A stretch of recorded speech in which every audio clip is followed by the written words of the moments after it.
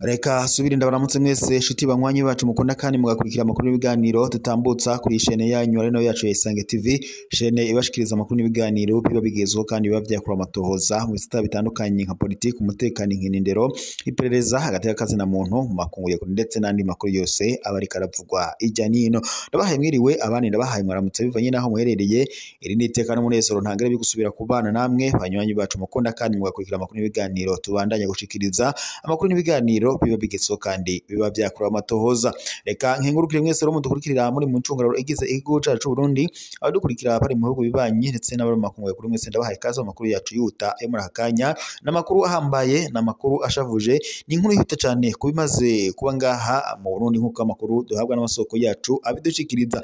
Amakuru yacu rero araza agushimikira ku ngingo nkuru zikurikira, aho amakuru aturuka mu begereye umuryango wa Hussein Rajab avuga ko ubu ngubu ikiziga ciwe catowe ariko bikavuga ko yagandaguwe ndetse akaba yaciye amanikwa mu giti. Gusa amakuru duhabwa n'amasoko yacu nuko ngo hoba hacizwe ko umugwi w'imbonerakure wo kumuhiga aca aragandagurwa nkuko ikiziga ciwe catowe kimanitse mu giti nkuko amakuru duhabwa n'amasoko yacu abishikiriza. Nimujye kandi Hussein Rajab yaramaze igihe kinini ari mu buhungiro, ariko akaba yahoraga mu biganiro tugirana atubarira ko yifuza gutahuka mu gihugu ciwe c'amavuko, ndetse yanatangazaga ko ari muzo kwitoza mu kibanza c'umukuru w'igihugu mu matora yemereje mu mwaka wa 2027. Gusa umukuru w'igihugu c'u Burundi Evariste Ndayishimiye we avuga ko abahunze igihugu bose ari abansi b'igihugu, akavuga ko rero uwofatwa muri bo ashobora kugirirwa nabi cyangwa se ashobora kuryozwa ivyo yakoze ndetse akanapfungwa akarengozwa imbere y'ubutungane. Nimujye kandi Hussein Rajab ndetse n'abandi batari bakeyi bari bahunze nyuma yuko habaye kudeta mu mwaka wa 2015. Ya kudeta rero ikaba yari yakorewe wari perezida w'ico gihe. Perezida Evariste Ndayishimiye rero yagiriza abo bose bagize uruhara muri kudeta yakozwe mu mwaka wa 2015 ko ari abasi b'u Burundi, akavuga ko uzofatwa muri bo azohanwa hisunzwe amategeko. Kuri ubu rero inkuru y'agashavu, amakuru ahambaye, amakuru ashaboje cyane nuko Hussein Rajab mwakunze kuri ubu ngubu yamaze kuryamira akaboko k'abagabo, ariko akaba bivunuganwa ko ho hari akagwi yashirirwe cyangwa se akagwi kitwaje ibigwanisho karungitswe na Evariste Ndayishimiye kaba ariko okamugandaguye nkuko amakuru duhabwa ku rubuga abishikiriza. Mu yandi makuru kandi tubandanije kuri ko biravugwa angaha mu Burundi, reka tunyarukire kuri ko biravugwa muri BRB banki nkuru y'igihugu, aho ujejwe ishirahamwe Parseme Faustin Ndikumana asaba ko ibanki nkuru y'igihugu yo kwigenga.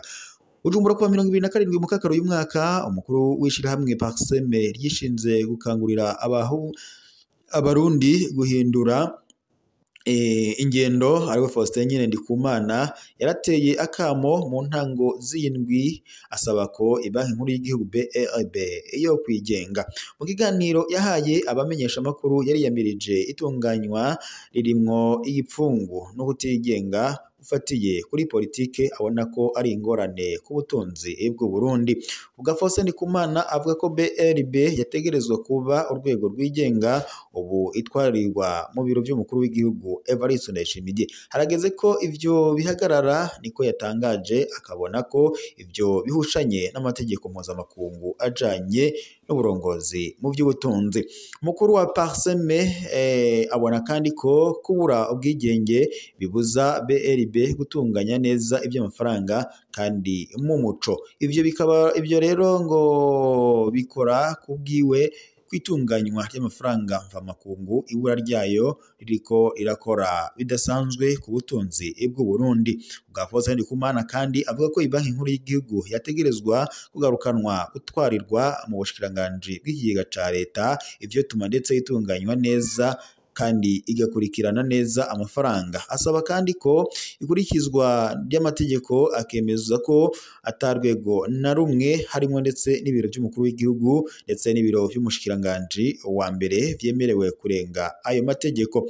Warongoye Parseme kandi aragabisha kuri ico cose ngo coza gikoresha BRB muri politike. Kirazira ko umuntu akoresha igihagararo ciwe kugira ngo aronke inyungu ziwe mw'ibanki nkuru y'igihugu. Niko yagabishije agasaba ko hobaho ugutandukana biboneka mu bijanye n'ubuhinga ndetse n'ibikorwa vya politike. Mu kurangiza, Faustin Ndikumana asaba indongozi z'u Burundi kugira impinduka zimbitse mu bijanye n'ibikorwa bya ABRB, aho avuga ko itegerezwa guhabwa uburenganzira ndetse n'ubwigenge kandi igakorera ukurikije ubuhinga bwayo kugira ngo itunganirize igihugu ntitunganirize akagwi k'abantu bakeya. Niko yashimangiye. Naho icuka kibi casubiye kwaduka hagati y'igihugu ca Tanzania ndetse n'igihugu c'u Burundi.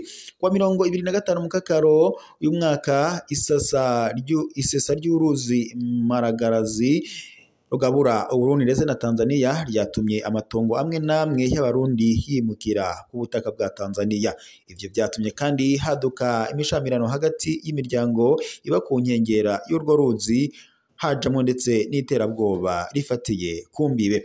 Hari icuka hagati y'amazone ahana urubibe hagati y'u Burundi na Tanzania, cyane cyane mu matongo yahoze ari ayo mu makomine ya Kibago, yahoze kandi ari iyo mu ntara ya Makamba, ndetse na Bukemba yahoze mu ntara ya Butana, mu ntara nshasha ya Burunga. Imvo n'uruzi Maragarazi, urubibe ruri hagati y'ivyo bihugu bibiri rwarahinduye aho rwahora ruca, rutuma ndetse haduka amatati hagati y'ababa kuri izo nkengera. Ubw'intahe twegeranyirijwe aho nyene mu rushana ruheze, uruzi rwataye inzira yarwo rutwara amatongo yahora arimwa n'abanyagihugu b'abarundi.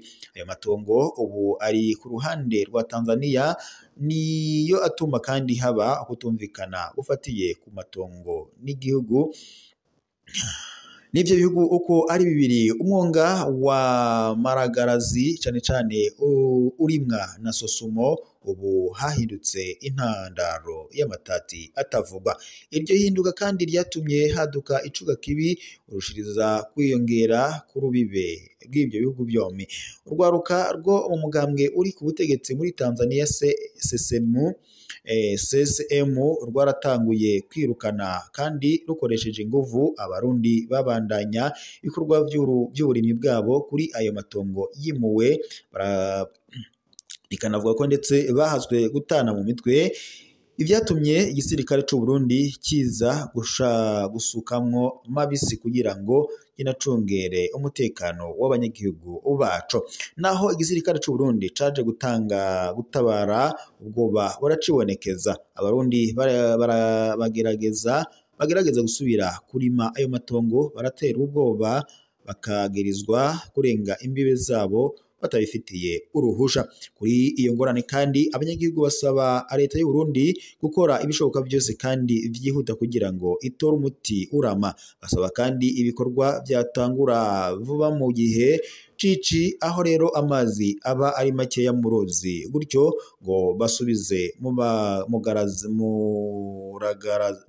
Muragarazi aho rwahora ruca, gutyo basubirire gushiraho imbibe za kera hagati y'ivyo bihugu bibiri. Indongozi mu ntwaro ndetse n'abajejwe umutekano mu Burundi baremeye ko ibintu bikomeye, bakemera kandi ko dosiye yarungikiwe inzego zibakurikira ngo kugira ngo ikemerwe cyangwa se itorerwe umuti.